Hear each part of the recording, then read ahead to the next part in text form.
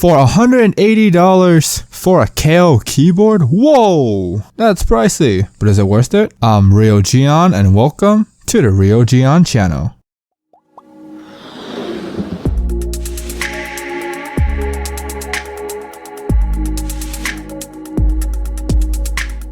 Right off the bat, I like the font of the board. It looks really nice. It looks really premium. Too bad it only looks premium. When you actually touch the keyboard, it's a different story. The bank of macro keys is very useful for those that plays MMOs or edit lots of videos. I also like the dedicated media controls and the volume wheel. The one thing is off is how the cap scroll lock keys are when you toggle them. So let's say you actually hit that caps lock key, the light would actually turn on or off, like the actual key itself. But there's a whole row of lights that were dedicated for that particular purpose. So this is a different keyboard. Now, this is just a theory, but I believe this is a different keyboard that's borrowing the chassis of another keyboard. So it kind of makes you wonder. So I dig back into my library of videos and I found the Acer Armato, which is really similar to this keyboard. There's that big button where the escape key is and the volume wheel protrudes out just like this one.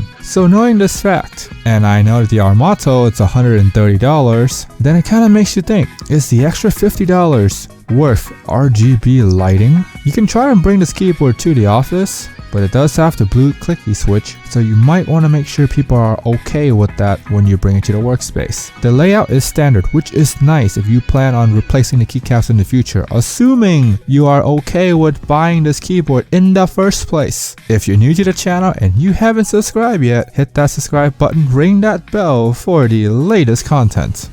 This keyboard uses Kailh switches, which are a clone of Cherry switches, and normally I would be okay with this if they lower the price or give the keyboard more features for the price. This is not the case, so I really think they should have used Cherry switches or those optical switches because I think they're getting pretty popular. The light is on the PCB instead of the actual switch, so this is a nice feature, but when you're paying this much money for the keyboard, I think it's expected. This keyboard uses Cherry stabilizers, which is nice because it makes it so much easier to clean the keyboard and replace the keycaps. If you guys happen to be long-time followers of this channel, I wonder if at this point you can predict what I'm about to say about the stabilizers. Anyways, going back on topic, I would prefer the Cherry stabilizers over the Co-Star because it's easier to clean and replace keycaps with, but you do lose that crispiness with the Co-Star, so it's kinda up to you. This keyboard uses the typical thin ABS keycaps that is found in most mainstream gaming keyboards. The fit and finish here is very nice because the keycaps are clean, but I think if they're gonna cheap out on the switch, they could have made it up with the keycaps. I believe that if they were to use PBT caps, then at least there is some kind of saving grace here, but they don't, so there's no saving grace.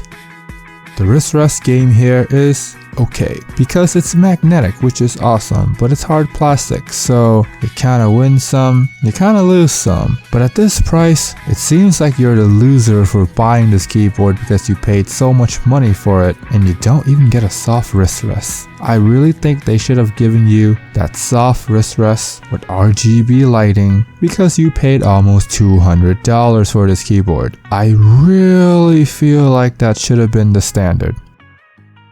Thankfully, the flip-up feet do have rubber on them, so the keyboard will be planted at both angles. I have to say, this is a rather heavy keyboard. I don't know why it's so heavy, but I guess people will associate weight with expensive, so you get that, which is nice. I like the design on the back, it makes the keyboard look distinctive, but then again, almost $200 is a lot of money for a cool looking back. You get braided cables and gold-plated USB, which is nice, but you're paying an arm and a leg for this, so this is expected.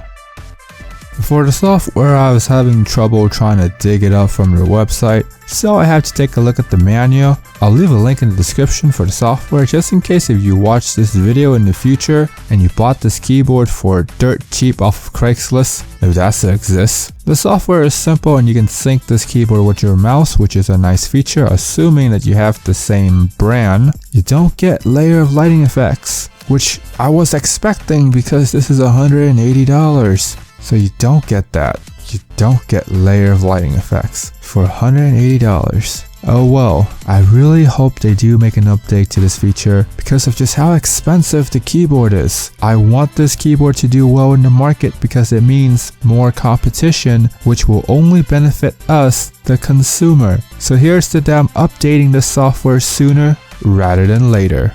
I'm pretty sure you know what I'm about to say. For $180, you can do so much better with this kind of money. This is nowhere near worth the asking price. If you're in the market for a high-end mechanical keyboard, you should look into something like the WASP keyboards, poker keyboards. Ducky is also pretty good, or Happy Hacking, but that's Topre. If you really want to spend $200, then I would say go after the brands that are known for their quality, because at the end of the day, you want to make sure you make the best use of that $200. So, how come I didn't recommend the K95 or the Huntsman? Well, it's because I don't think those are value keyboards. I'll explain them in another video.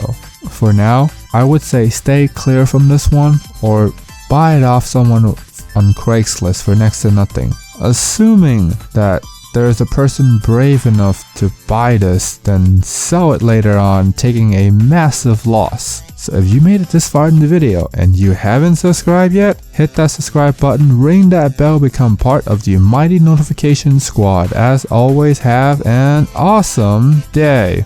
I'm pretty sure you know what I'm about to say. For $180, you can do so much better with this kind of money. This is nowhere near worth the asking price. If you're in the market for a high-end mechanical keyboard, you should look into something like the WASP keyboards, poker keyboards. Ducky is also pretty good, or Happy Hacking, but that's Topre. If you really want to spend $200, then I would say go after the brands that are known for their quality, because at the end of the day, you want to make sure you make the best use of that $200. So, how come I didn't recommend the K95 or the Huntsman? Well, it's because I don't think those are value keyboards. I'll explain them in another video.